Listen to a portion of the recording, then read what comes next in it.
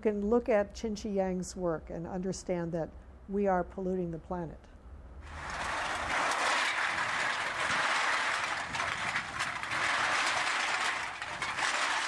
It caused me sadness because I knew what he was trying to call our attention to. Qin-Shi Yang's focus on the culture of waste. He's going to drop 30,000 aluminum cans on his head, so we got an ambulance service to be there. Then there were 2 drawstrings holding the orifice on the bottom of the globe and about 30 other people around to manage the cans as they're falling. And then also there were just members of the public, families who go to Flushing Meadow Park on the weekend, families, children, dogs, kites, picnic baskets, everybody was there. I'm aware that in my own personal life, I really don't take any significant measures to save the planet. I do recycle. I try to teach my kids about the concept of being green at all times. I try to be careful with my waste products. But other than that, I'm not out there advocating in any strong way for this planet. Qin-Shi Yang is asking us to change the way we see our responsibility for the planet. His piece is called Kill Me or Change. And basically, he's willing to die for the planet.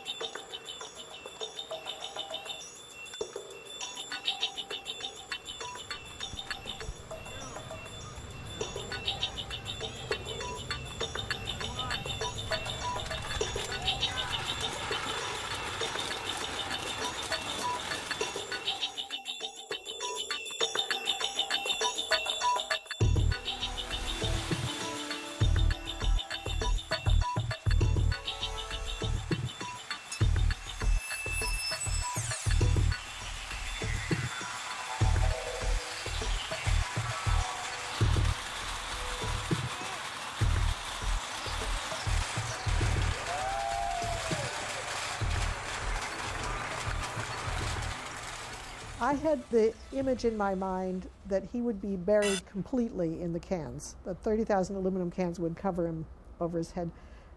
They came up to about here. And he swam out of the pile.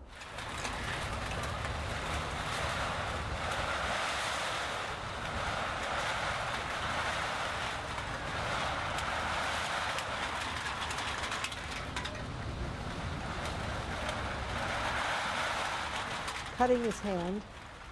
The people in the ambulance were overjoyed because they were able to bind up his hand and help him out. And that was the end of the first performance. And then we did it again the next day. He had his hand all bandaged up, but otherwise it was much the same. And he survived twice. So, I mean, we've known Qin-Shi for a number of years. He's done a variety of things at the Queen's Museum. It's almost, it's always included him in sort of a performative way. And he does these sort of amazing, sort of complex installations and then includes himself. And I think, I kind of, this character, I almost think of him as like the Taiwanese Charlie Chaplin, sort of almost like victim thing. And stuff happens to him. And he's sort of kind of abject character. So I think it's really convincing. I think some of the projects are amazingly well orchestrated, and certainly the Kill Me or Change was an incredibly photogenic and sort of beautifully staged event. And so that, having the Unisphere in the background, this kind of amazing, iconic image of the world was completely appropriate.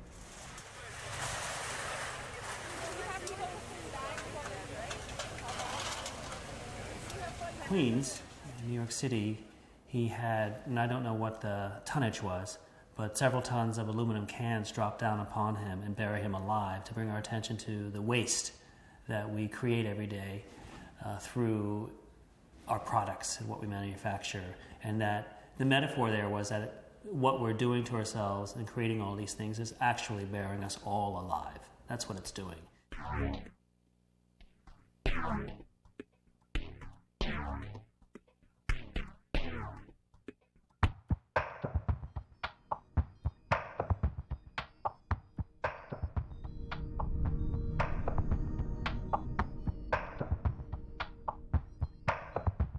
We pollute this earth for so many years now.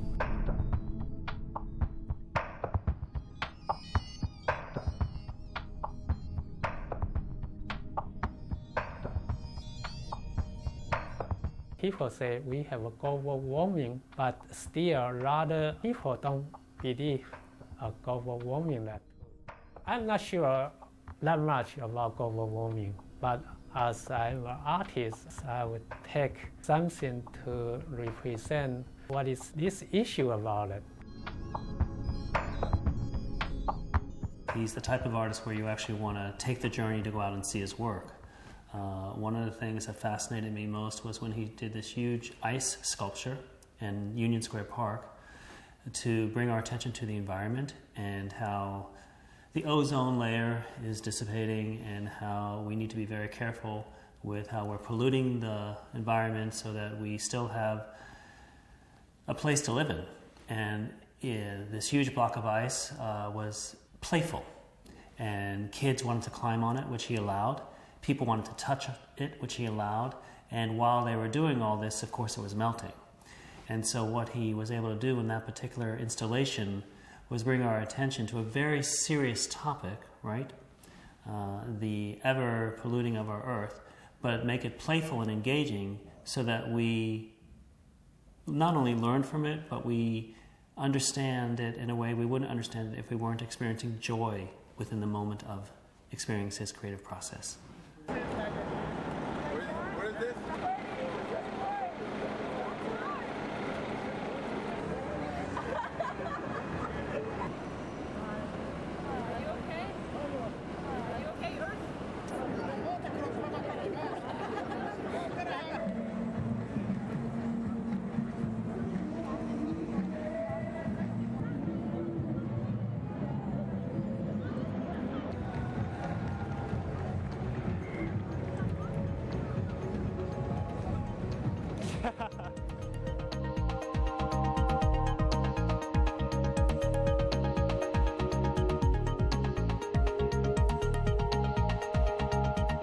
What Chin-Chi is really concerned with is how to improve the quality of life in terms of not only a thinking process and a behavioral process, but as a living day-to-day process. In other words, what kinds of decisions are necessary for us to make in order to live together on this planet?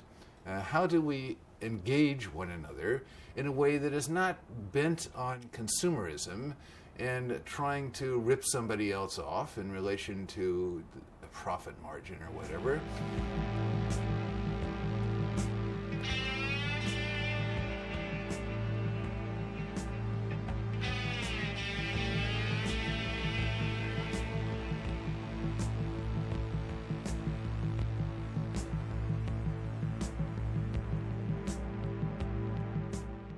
We have to be more careful about what we use and what we do. Our earth, we don't know how long we're going to stay. The war, we never stop. The natural disaster continue more and more. Like an earthquake, water flood, temperature is raised so much. I think these 20 years our technology pushed so fast. Our whole system, like economic, financial system, still keep always. So we still didn't able to touch out a new structure. Like right now, we buy a lot of things, maybe for 1 minute, 2 seconds, then we never use it again. There are two problems here. One is that the exchange of information is not the same as communication. That to communicate sometimes has to exceed the limits of information exchange. And the second idea that I think we have to be aware of, that we may think the world is more rational from the point of view of how we indulge with the internet and so forth. However, there are still people, 50% of our planet, who don't have enough to eat. Some of them are starving. So sometimes we have to exceed pardon me for saying, the limitations of the computer. And understand that we have bodies, and those are bodies, and that's the source from which we communicate. And this is what I find very, very, very important in the work of Yang金池.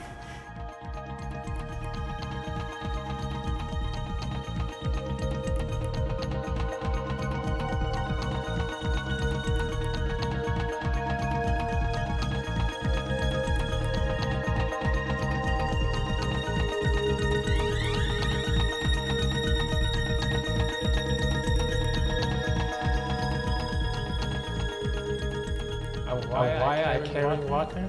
Because so many years people still don't know about in our Earth now we have water problem. Water is very valuable. It's a kind of one of very valuable area in the future, just like a gold.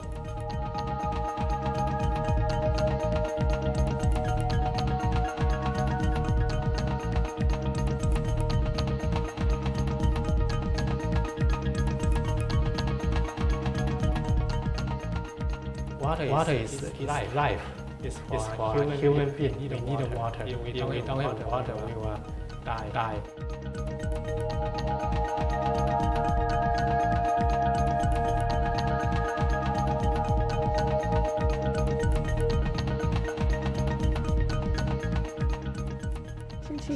Yang started doing performance/installation/interactive works about a decade back. It included building of future bodies, which was an effort to put bionic elements into his regular body. It's always been incredibly popular. I mean, he's really got a way of connecting with people. It's very straightforward in some ways. It's kind of political at some level, but it's also visually compelling in a way that people understand.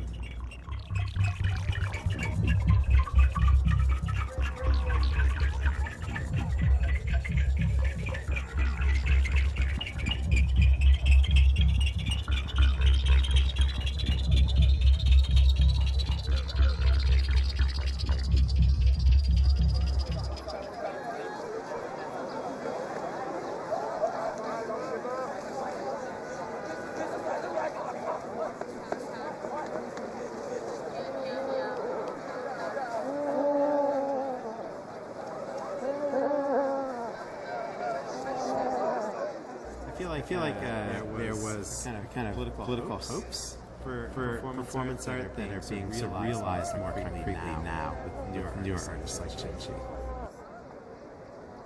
Everyone, when I talk to them, they ask me why 30,000 aluminum cans.